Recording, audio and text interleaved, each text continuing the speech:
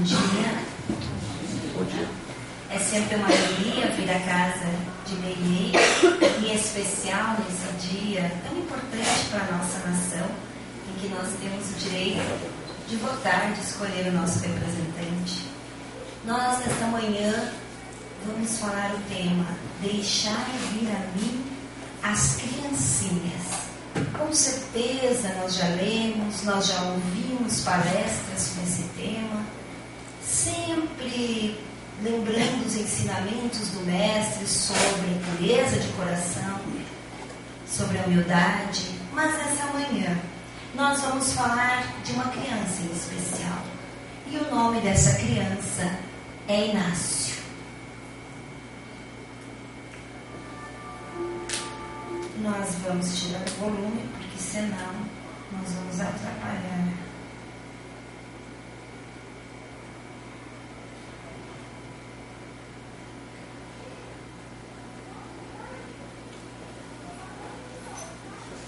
A história de Inácio. O sol quente se refletia sobre as águas verdes azuis do lago de Genezaré. Portanto, denotava a presença de verão escaldante na Galileia. Em Cafarnaum, aquele centro movimentado de comércio, às margens do lago também conhecido como Mar da Galileia, o Mar de Tiberíades, ali estavam muitos comerciantes que acorriam para aquela cidade de Cafarnaum. Mas no meio daquele tumulto estava uma mulher. E essa mulher estava tão aflita que ela passou por uma tenda de comércio e tudo derrubou que estava exposto à venda. O comerciante de nome Malaquias, como só ia acontecer ainda conosco, passados 2000 anos desse fato, quando pisam no nosso pé nós temos um impulso. E o que ele fez? Ele disse: mulher, que tens? Não vês por onde andas? Derrubar tudo que tenho aqui exposto para venda. E ela começa então a relatar a sua história. Eu sou uma pobre mulher, viúva. Recentemente meu marido desencarnou, foi para o plano espiritual. E eu tenho um menino para sustentar. E venho agora a Cafarnaum em busca de trabalho.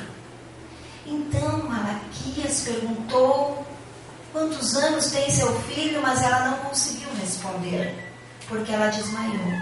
E então ele, movido pela compaixão, pega aquela senhora, leva para sua casa, e aí ela, se recuperando, dá para ela o que ela procurava, que era o serviço. E ela começa então a ajudar Malaquias nos afazeres.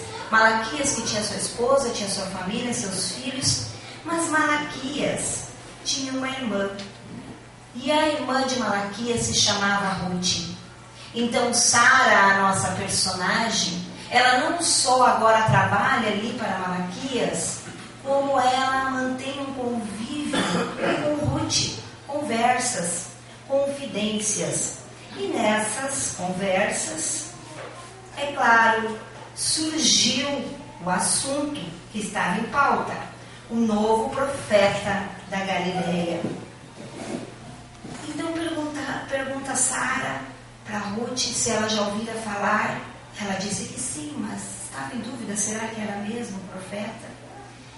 Então Sara começa agora a relatar para a patroa Ruth o que ela ouvia sobre Jesus na hospedaria em que ela ficava, hospedaria de uma senhora grega. O que as pessoas que acorriam para esse local em busca de repouso relatavam sobre os feitos deste homem. Quando conversando, então Ruth pergunta: mas e teu filho?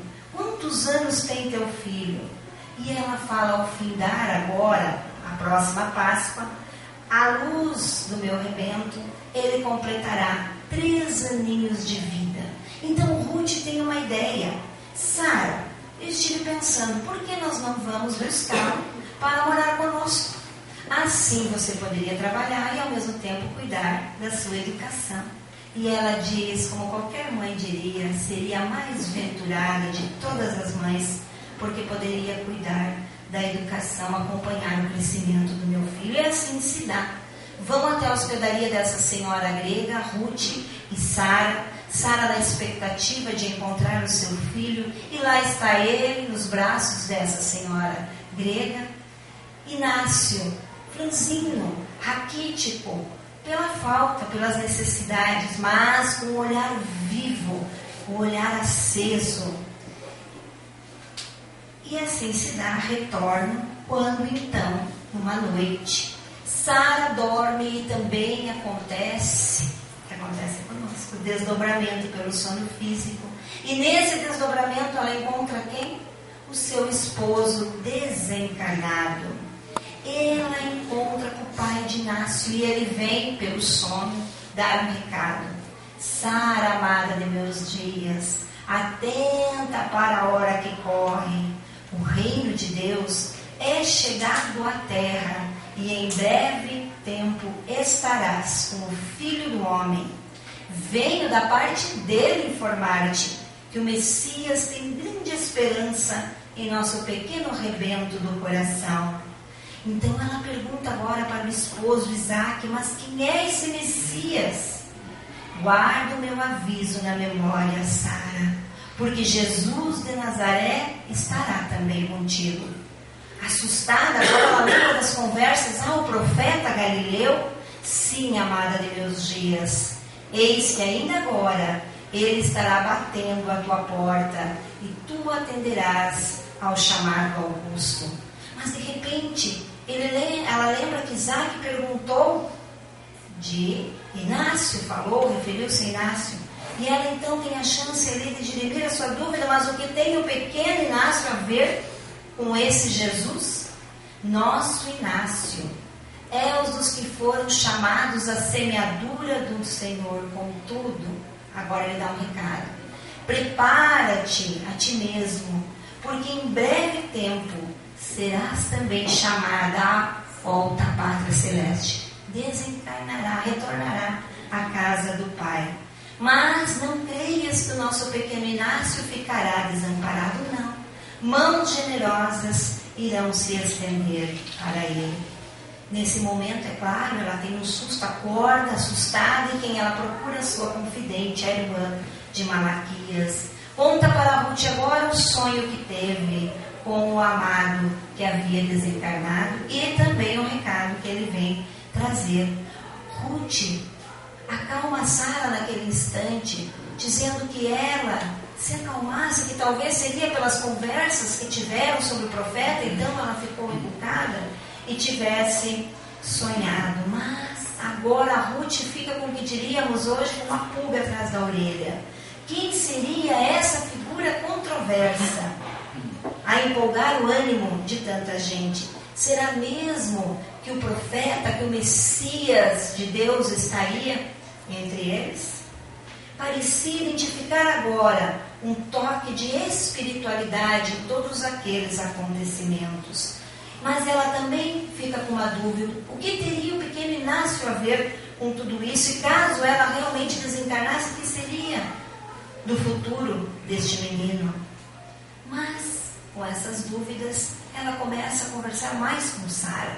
Que me dizes desse profeta de Nazaré?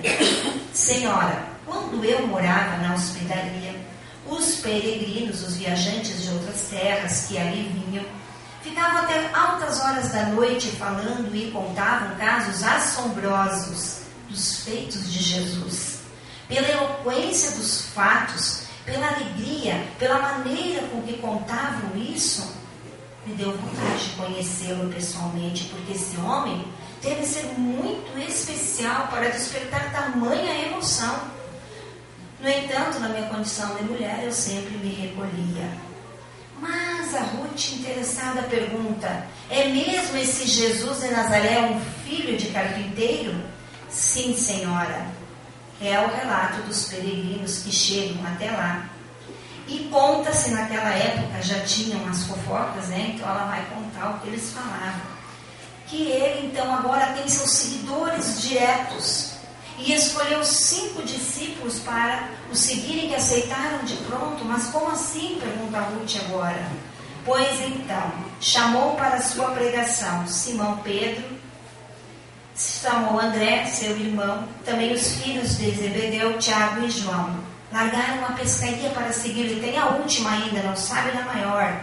A última é o caso de Mateus, que largou os proventos rendosos para seguir o mestre Galileu. Agora ela fica assustada com os informes de Sara. São impressionantes mesmo os relatos deste Jesus. E ela diz, isso não é nada. Mais impressionante ainda são os seus feitos. Dizem ser a própria luz pisando a terra, porque agora os cegos veem, agora os surdos ouvem os barulhos, as canções da natureza, os leprosos são limpos. Ela fica realmente, Ruth fica surpresa. E então ela, pensando quem seria Jesus de Nazaré, pergunta, não tem como conhecê-lo? Por onde será que ele anda? Então ela relata, Sara, para Ruth, eu sei uma maneira de nós nos encontrarmos com ele, de saber quando ele estará próximo. Eu conheço Ana. Ana é uma personagem conhecida nossa, é a escrava de Públio Lentulus, que mais tarde nós sabemos, tem o nome hoje de Emmanuel, fora mentor de Chico Xavier. Então Públio Lentulus e Lívia tinha escrava que se chamava Ana. E ela conhecia Ana. E Ana tinha um tio que se chamava Simeão. E Simeão sempre sabia por onde Jesus andava. Então assim combinaram. Numa manhã, que sabiam que Jesus estaria próximo, se deslocaram no sítio. Que emoções tomaram conta daqueles espíritos, seria impossível aqui relatarmos com palavras. Até que, se aproximando mais, começaram a ver uma cena tocante, porque muitos estavam acorrendo para o mesmo local. Então eram mães que levavam suas crianças desnutridas, necessitadas no colo, eram cegos que tateavam no chão, até que uma revoada de pássaros cruza os ares. Ao longe, um pequeno grupo se aproxima, mas um que vem à frente chama a atenção. É Jesus de Nazaré. Doces vibrações de alegria e bom ânimo envolveram aqueles corações daquela pequena caravana. E vem ele acompanhado de Simão Pedro, de Tiago, de João e de André.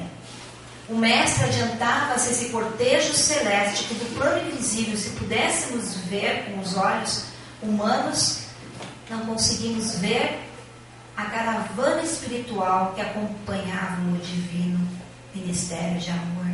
Mais alguns metros, passada firme, e Jesus chegava próximo àquelas almas sedentas por beber a sua palavra. Um sorriso começou a fazer os atendimentos. Simeão, Ana, Ruth e Sara extasiaram-se com aquela figura, com aquela imagem dos céus, pisando a terra fértil de seus corações enobrecidos com a bênção daquele encontro. O Senhor balançou a cabeça, como que buscando com o olhar algumas ovelhas perdidas do rebanho de Deus. Repentinamente, o olhar único de Jesus pousa sobre aquela pequena caravana em êxtase. E eles, como que transpassados por uma força que não sabemos aqui decifrar, caem de joelhos. Simeão banha-se em lágrimas. Não saberiam exprimir a grandeza dos sentimentos que tomou conta. Queriam gritar, mas não conseguiam. E se tivessem a audição espiritual, poderiam agora ouvir cânticos angélicos. Jesus sorriu, cumprimentou e reconheceu, sim, ali estavam os semeadores do novo mundo. E então ele começa a sua pregação: é chegado o reino de Deus, rejubilai-vos, porque a bondade dos céus vos convidou para o sublime banquete. Os tempos da redenção espiritual vos felicitam a senda do progresso e da ascensão, e sois os corações que aprove o Pai e a seu Filho amado chamassem para a sua vinha de luz no dia de hoje. Alegrai-vos em espírito e em verdade, porque o reino de Deus já está dentro de vós. exultai nesse banquete celeste, porque recebestes de bom grado o divino convite de comparecer ao meu chamado de amor. Eis que o Filho do Homem aqui está, poucas das vezes que ele se revelou. Comei, comei o pão divino da luz, bebei o cálice da água viva do amor. Alegrai-vos, porque quer Deus que participeis dos propósitos augustos da repartição das suas bênçãos superiores com os homens de boa vontade. Bem-aventurados sois vós, porque viram a luz. Um encantamento eletrizante tomou conta, Jesus acolhendo, atendendo a todos, até que ele para na frente dessa caravana. E então, Simeão beija-lhe as mãos e ele diz: eu te abençoo, Simeão, em nome de Deus, e dá um recado. Prepara-te para o testemunho da verdade. Eis que precisarei muito em breve da tua renúncia por amor à verdade, que toda a iniquidade do mundo, com o sangue dos justos, na redenção dos pecados, irá cobrir. Meu Pai que está no céu quer que busquemos as ovelhas perdidas de seu aprisco, e espero em nome dele o teu concurso. Depois ele abençoa a Ana, e aí ele dirige-se para Sara. Sara, filha, nada temas, porque fostes escolhida. O meu reino não é deste mundo, e importa considerar que cada um é chamado no desempenho das tarefas que o Pai ofertou. E então ele compara o reino dos céus com um grande vinhedo. O reino dos céus é semelhante a um grande vinhedo, aos semeadores da vinha, aos cultivadores do campo, aos coletadores, aos pisadores, àqueles que colhem o líquido perfeito e àqueles que o armazenam na casa do Pai. Tu, minha filha, já semeastes, ouve o que te revelo e não te assombre, porque é o Senhor da vinha. Importa que retornes a casa o quanto antes. Ele dá o mesmo recado que Sara já havia escutado pelo seu esposo Isaac, que ela iria retornar. E ela então agora, diante da figura do mestre, tem a oportunidade de perguntar: mas Senhor, e meu filho Inácio? Já não te disse, mulher, que semeastes? Isaac te espera na casa do Pai, para que lá cuidem de armazenar o bom vinho. Eu tenho esperanças no teu rebento do coração. Não turbe o teu coração, confie em Deus Todo-Poderoso e crê em minha palavra. E agora ele lança um significativo olhar. É claro que do plano espiritual Isaac também acompanhava aquela conversa, mas ele se volta para Ruth e diz: Ruth, levanta-te, toma sobre ti o meu alvitre, tomarás Inácio como teu filho, e busca agora a mão do discípulo bem amado João, que ali estava ao lado, e coloca sobre a mão de Ruth. Pela primeira vez nessa existência, o olhar de ambos se fundem em uma única direção. Que recordações ali ocorreram, nós não saberíamos dizer. Mas ele dá um recado. Jesus volta-se para João e diz: João, cuida para que o pequeno Inácio venha a mim. Serás para ele o que o pai é para o filho. E sorrindo ele continua os seus atendimentos. Aquela caravana já, agora ao cair da tarde, se desfaz e retornam para seus lares. Prossigamos, vem o ano 31. Sara retorna realmente ao plano espiritual. No ano 32, Ruth e João cuidam de Inácio, não só nos cuidados materiais, mas também a condução espiritual do pequeno Inácio. Até que um dia, Inácio, já contando os seus 5, 6 anos, ele chega para João e diz: Pai João, um dia o Senhor me leva para conhecer o Mestre Jesus? E assim se deu. Os discípulos levam o pequeno Inácio, só que no caminho eles vêm numa ampla discussão: quem será de nós o maior no reino dos céus? E quando chegam próximo, é claro que Inácio conhece ali o mestre, e aquele sorriso ficaria para sempre gravado na retina espiritual de Inácio de Antioquia, onde quer que ele se encontrasse na esteira dos séculos vindouros. Jesus, então, aproveitando aquilo que discutiam, pergunta para Simão Pedro: e do que vinham discutindo no caminho? Ele fica muito envergonhado, mas então Jesus, naquele instante, pede para que a criança venha até ele, e é essa a imagem que nós temos provavelmente em nossas casas, é a imagem que corre no mundo, quando Jesus coloca aquela criança no seu colo, nos seus joelhos. É Inácio de Antioquia. Jesus, naquele instante, pega Inácio como símbolo e diz: se alguém quiser ser o primeiro no reino dos céus, seja o último e servo de todos. Em seguida, ele se volta para o pequeno Inácio, afaga os seus cabelos, coloca no seu colo e dá a lição magistral. Em verdade vos digo, se não vos converterdes e não vos tornardes como essa criança, de modo algum entrareis no reino dos céus. Porque aquele que se humilhar como essa criança, esse é o maior. E aquele que receber uma criança como essa, não é a criança que recebe, mas a mim, e não a mim, mas ao meu Pai que me enviou. Aquele dentre vós que for o menor, esse aqui é o grande, dando a lição da pureza, o símbolo da pureza e da humildade. Mas o tempo prossegue. Vem o ano 33, Jesus é preso, e nós sabemos o que acontece ali ao pé da cruz, onde Jesus mais uma vez dá uma incumbência para João, dizendo: João, eis aí sua mãe, Maria, eis aí o teu filho. E realmente João ampara Maria. Vem o ano 34, ano da perseguição, aquelas sombras espirituais que se aproximam ardilosas sobre aqueles espíritos escolhidos para a primeira semeadura da Boa Nova junto aos corações humanos.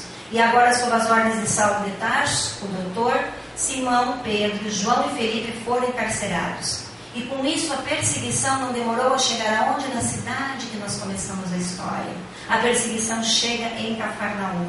Um rico, um poderoso comerciante de Nazaré, Felipe, ele queria instalar um grande comércio.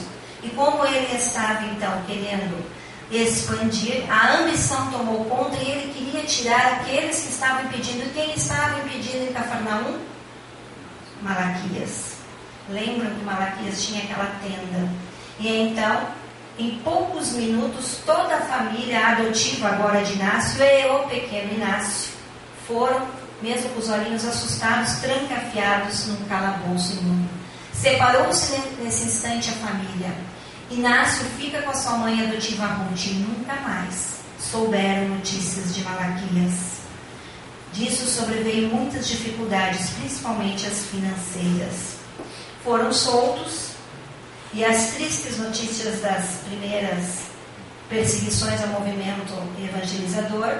Então, no ano 34, quis o destino que os nossos personagens fossem se instalar em Antioquia, e para isso viajaram 550 quilômetros.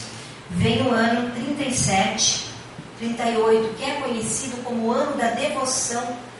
A comunidade cristã de Antioquia, ela era uma das mais ativas e progressista, e agora exultavam ali com a presença de João na condução do núcleo por mais ou menos 3 anos ininterruptos.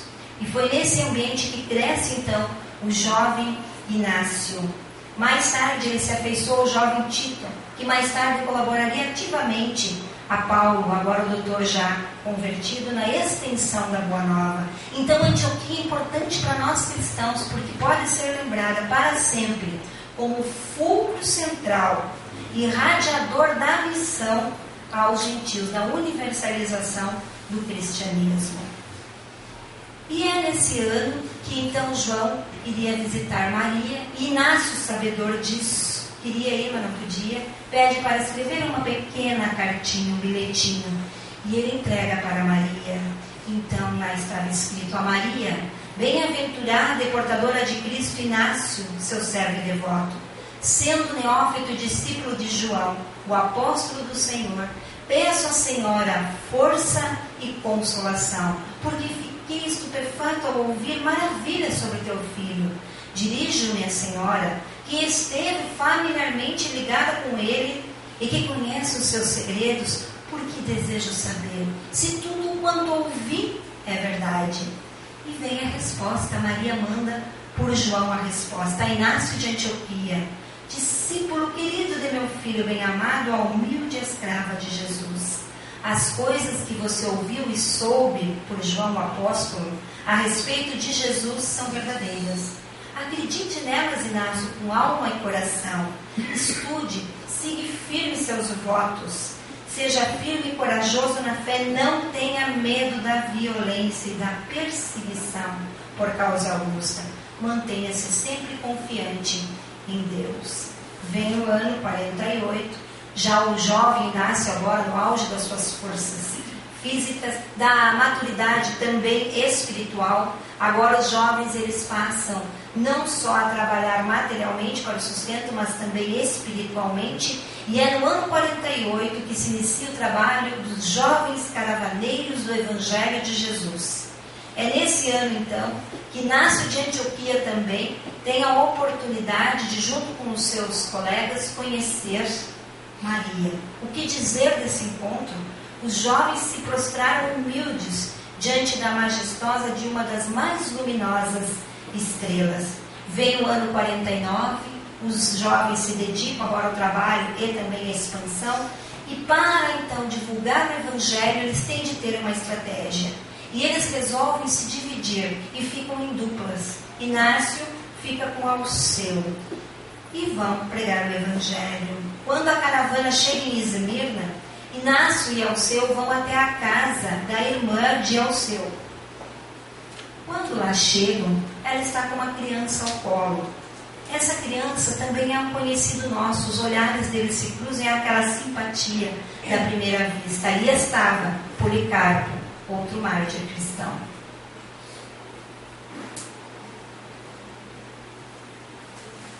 Foi uma afinidade natural, mas o tempo corre. E nós vamos passar rapidamente, porque quem quiser ler o livro tem 500 e poucas páginas. O livro nos remete a esse cristianismo primitivo, a dificuldade que tiveram. E Inácio, nas suas tarefas, então, nós lembramos muito Paulo, mas esquecemos que outros também tiveram o seu papel fundamental. Inácio agora percorre, nós vamos passar muito rapidamente, porque senão nós temos o horário, e realmente a tarefa é grande. Ele percorre as cidades de Fusão, 64, não só as cidades, ele reencontra Policarpo, como as cidades circunvizinhas, a beira-mar, encontra André. É fácil passar assim rápido, né? Imaginemos o que passaram de necessidades até que este ano crucial, o ano 67, ele está pregando o Evangelho e de repente ele é preso. Mas Inácio, quando é preso, ele não fez o que nós fazemos ainda hoje. Quando estamos, por exemplo, vindo para uma casa como essa e nos acontece algo no caminho, a gente para e pensa, mas eu estava indo levar o Evangelho. Inácio não. Imediatamente ele pensa qual é o projeto do Cristo. Se eu estava levando o Evangelho, agora tenho de ficar preso, existe um projeto de Jesus com essa prisão. Então ali diariamente, quando a guarda se recolhia, Inácio pregava. Até que um dia, um velho todo alquebrancado, já carcomido pela lepra, chega entre as grades, segura e vai conversar com Inácio. Meu jovem, a tua palavra iluminada tocou meu coração arrependido de esperança e de perdão pelas minhas faltas, e começa a relatar o seu passado. Eu sou o triste resultado da minha própria incúria, da minha ambição desmedida, tomado de domínio, de riqueza, de ambição pelo domínio, cometi muitos deslizes e quero saber se há lugar neste reino do teu Jesus para mim, um pecador como eu. E então Inácio dá lição, meu irmão, Jesus não veio curar o são. Sua mensagem de refrigério, de consolação, de esperança para os nossos corações, para as nossas almas desviadas do seu aprisco de amor e de luz. Confiemos em Jesus. Mas ele tem ânsia de falar mais. Ele começa a relatar: eu sou um velho hebreu, natural de Nazaré, comerciante dos mais destacados da minha cidade, desejei ter mais. E os meus planos então estavam sendo frustrados em Cafarnaum pelos meus concorrentes. Então resolvi eliminá-lo. E não sei por quê. Razão. mas algo me impele vir até ti e solicitar o teu perdão. Inácio então pergunta como que era seu nome. E ele fala, me chamo Felipe de Nazaré. Aquele instante, Inácio entende o projeto de Cristo. E nós compreendemos, vai primeiro, reconcilia-te com o teu adversário. Ali estava aquele que fora responsável na sua infância por todos os tipos de privações e de necessidades materiais, emocionais, pois a família foi separada em Malaquias, nunca mais tiveram notícias, e agora ele estava ali na sua frente, e ele ouve, o Espírito vem dos altos páramos e lhe diz, vai primeiro reconciliar-te com o teu irmão, e então volta e faz a tua oferta, depois irás pregar o Evangelho, e entra em acordo sem demora com o teu adversário. Então naquele instante, Inácio pega a mão, aplica o passe, as energias são passadas e diz, Felipe, eu te abençoo para sempre em nome de Jesus. Levanta-te da culpa que te consome a existência para o serviço redentor do Evangelho, na vida renovada de esperança. Súbita claridade inundou aquele recinto e de repente Felipe percebe que suas chagas são curadas. Mas o nosso tarefeiro do bem tem de prosseguir e ele sai no ano 70 da prisão e continua a pregar. Vocês vão ver que são muitas as cidades. Naquela época nós não tínhamos as facilidades, as cidades circunvizinhas, até que ele chega em Armênia. Em Armênia ele dorme, e quando ele dorme, ele se desprende, ele tem um sonho com Jesus. Na realidade é um encontro, ele vê novamente o mestre chegando, e o mestre sorri satisfeito com a tarefa da divulgação do Evangelho. Mas o mestre pergunta, Inácio, lembra-te daquela tarde, Inácio, que te pus no meu joelho? E as criancinhas, Inácio? Quem as está evangelizando? Cuide das crianças. Lembre, Inácio, deixai vir a mim as criancinhas. Então, no outro dia, Inácio vai para a Polônia Pôntica e lá ele encontra Blandina. Blandina, naquela época, por nós conhecida como Meimei, hoje homenageada por essa casa. E então Inácio delega para Meimei que junto com outras damas passa a evangelizar as crianças. E aí com Inácio e com Meimei nasce o que conhecemos de evangelização infantil, que nós temos aqui nessa casa, em outras casas, e que nas igrejas se chama culto para as crianças. Mas Inácio prossegue. Em 84 desencarna sua mãe adotiva Ruth. Em 86, em 87, por quase 3 décadas, ele foi responsável pelos destinos da cristandade antioquiana, e por isso ele é conhecido por nós hoje como Inácio de Antioquia. Escreveu 7 cartas, nós não vamos nos deter, mas o que continham essas cartas? A preocupação que hoje nós temos, as federações espíritas têm, de manter a pureza doutrinária. Inácio tinha essa preocupação em manter o ensino verdadeiro de Jesus, para que não fosse deturpado. No ano 110, ele é preso novamente, acorrentado e jogado no imundo presídio, onde ele tem a oportunidade de dizer: Senhores, tenho por juiz a reta consciência do dever cumprido, e por advogado meu reto proceder, as testemunhas silenciosas que em nome do Supremo Juiz acompanham meu supremo alvitre do Altíssimo. Ele é trazido para... Vamos retornar aqui. Ele é trazido, inquirido, e ninguém percebe que ele mesmo franzino ali, pelas condições do cárcere, ele consegue ter uma lógica, uma lucidez, ninguém percebe, mas nós espíritas sabemos, na interferência do alto. João estava ali amparando, e então, pela poderosa lucidez espiritual de João, ele discorreu por quase 2 horas. Então, solta ele, é louco. Soltaram ele. Mas o tempo prossegue.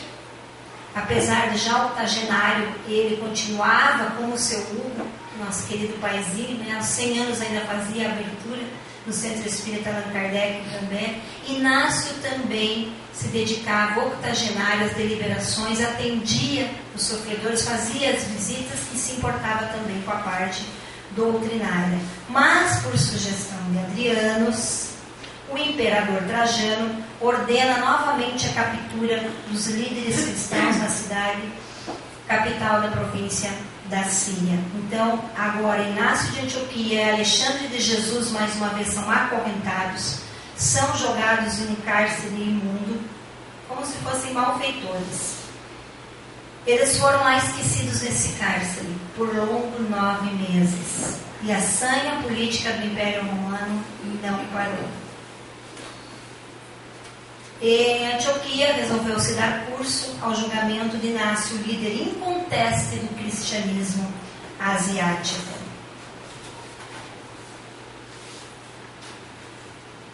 Ele veio, mais uma vez ele é trazido para ver se ele abjura, e agora ele está na presença do imperador Trajano. Trajano nem podia imaginar que aquele ano, 117, também seria o ano do seu retorno à pátria espiritual. Mas afim ali ele estava. Filetes de sangue expunham a sua condição, magrérrimo, a túnica suja, manchada de sangue. E Trajano, é irônico, ora, que força oculta deterá este Cristo, que tanto detestamos, para inspirar tamanha tranquilidade no ânimo desse velho? Inácio ouviu, tiveram a solenidade, as leituras. E mais uma vez a pergunta: quem és tu, espírito altivo e perverso, que ousas desobedecer as minhas ordens, incitando os cidadãos, os meus súditos, a crendices e superstições? Perdoai-me, diz Inácio, a franqueza, mas eu jamais desobedeci as vossas ordens, nem incitei qualquer cidadão a crendices, a superstições. Tudo o que fiz até os dias de hoje foi por amor imerradouro a Jesus, nosso Mestre e Senhor. E então, ele diz, que eu não ouso retrucar-vos, nem mesmo, dizer, a maior potestade terrena, e dá o recado de transitório poder, poderá chamar a Teóforos, aquele portador da verdade de Deus, o espírito altivo perverso. Agora Trajano fica mais enfurecido. Quem é agora esse tal Teóforos? Por acaso, quem é Teóforos? Aquele que leva Cristo dentro de si. Porque Jesus é o caminho, a verdade e a vida, e ninguém vai ao Pai senão por Ele. Agora Trajano fica perturbado com a lógica cristã. Volta-se para Inácio e diz: quer dizer que nós outros não levamos os nossos deuses dentro de nós? Vossa Majestade, vos equivocais quando chamais deuses o que não são senão representações dos protetores de vossa civilização. Isso porque há somente um Deus que fez o céu e a terra, e um Senhor Jesus Cristo, representante do reino de Deus, em cujo reino de bondade e amor pretendo ser admitido quando daqui partir. Refere-se tu agora àquele pobre carpinteiro que foi crucificado sob as ordens de Pôncio Pilatos? Inácio diz sim a Jesus Cristo, aquele que se imolou por amor à humanidade ignorante, em suprema renúncia e exemplo de humildade e de perdão. Trajano, então, tu levas o Cristo dentro de ti. Sim, viverei com ele e com ele estarei. Guardas, corta-lhe a carne do peito, quer ver se Jesus estava ali. Todos estamos curiosos, enfim, para ver esse tal Jesus. E diversas chicotadas fizeram brotar borbotões de sangue no peito de Inácio. E depois desse verdadeiro espetáculo, ele fala: deem 100 bastonadas, e a cada 10 perguntem se abjura o Cristo. E ele só dizia, cada 10 bastonadas: eu amo Jesus. Até que no final realmente não suportou, desmaia e é dali retirado. Mas antes, Trajano tem a oportunidade de dizer: mas onde está o teu Cristo que não te defende do suplício da morte? E ele tem tempo de dizer: graças vos dou, Senhor, por me permitir dar a prova do meu amor perfeito e por deixar que me encarcere e me suplicie em amor a vós. Dito isso, ele desfaleceu e, Trajano dá ordem de retirar, tire daqui, limpe esse sangue cristão e ordeno que o pregador seja condenado à morte nas festividades do Coliseu, que seja jogado às feras e que se lhe arranquem o coração na hora extrema, para que sirva de repasto aos porcos. A assembleia se dissolveu. Trajano nem podia suspeitar que aquele ano de 117 também seria o ano do seu retorno à pátria espiritual, mas enfim, vem o martírio. Chega o momento do início das festividades, que nós sabemos, aqueles dançarinos, aquela encenação, e em seguida aquele espetáculo ruidoso. 300 condenados cristãos que morreriam a entardecer foram levados até a arena. Antes disso, Inácio sempre dizia essa frase: sou trigo de Deus, que seja eu triturado pelos dentes das feras para tornar-me puro pão de Cristo. Cerca de 180 mulheres, mais as crianças, elas foram separadas no cárcere dos masculinos. Ao som das trombetas anuncia que esse é aquele espetáculo de horror. Cristãos às feras. Surge aqueles carros com os cavalos, que covardemente se colocam ao encalço daquelas criaturas, as gargalhadas do povo pedindo cada vez mais, quando então adentra Inácio. Inácio é colocado no poste, as feras vão, atacam as criancinhas, os indefesos, e nada acontece com Inácio. Então ele entra em êxtase, em prece, e nesse instante uma luz, não dá para ver direito a imagem, mas imaginemos aquela luz poderosa se acerca daquele poste. O povo ficou em silêncio. O povo que estava excitado, gritando, pedindo mais, fica em silêncio estarrecedor. Mas Inácio faz uma rogativa que ele não fosse poupado. Então, nesse instante, uma fera atinge o golpe fatal, mas Inácio nada sente. Vê uma luz, um clarão, e começa a ver os seus amigos chegando. E os seus amigos chegam e o convidam para que ele vá visitar os locais, os núcleos todos que nós passamos muito rapidamente, que ele fundou. Ali existiam equipes espirituais que o aguardavam, seus irmãos que o antecederam na partida, e assim ele foi revendo um a um, e encontrou sim João, seu pai adotivo, encontrou Maria, mas ao final dessa caravana e desses reencontros, ele novamente vê, como quando pequenininho, o Mestre Jesus se aproximar e chamar: vem novamente nos meus braços, Inácio, vem agora para a vida celestial. Então nós agradecemos a atenção, achamos importantíssimos resgatar esses que nos precederam, que abriram caminho, e diante das nossas lutas, como disse o nosso irmão hoje, que nós estamos num momento de transição, lembremos, porque eles nos são trazidos para que nos espelhemos na sua força, na sua coragem, na resignação e na fé imorredora. Muito obrigada pela atenção.